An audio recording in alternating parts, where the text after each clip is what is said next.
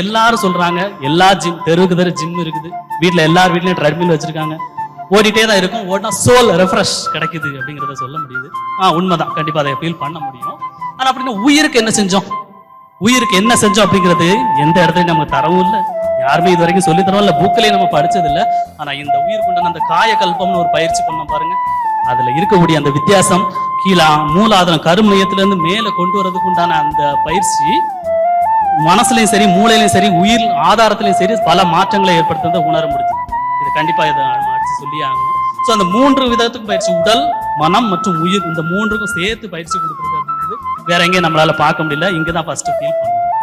அடுத்து நம்முடைய பேராசிரியர்கள் மற்றும் ஆசிரியர்கள் சொல்லக்கூடிய இந்த விஷயங்கள் கருத்துக்கள் பார்த்தீங்க அப்படின்னா, சாதாரண ஒருத்தர் பேசுறதுக்கும் ஒரு லெக்சரர் பேசுறதுக்கும் ஒரு ப்ரொஃபசர் பேசுறதுக்கும் ஒரு டாக்டர் பேசுறதுக்கும் ஒரு டைரக்டர் பேசுறதுக்கு உண்டான வித்தியாசம் தெரிஞ்சது. எல்லாருமே 15-20 வருஷம்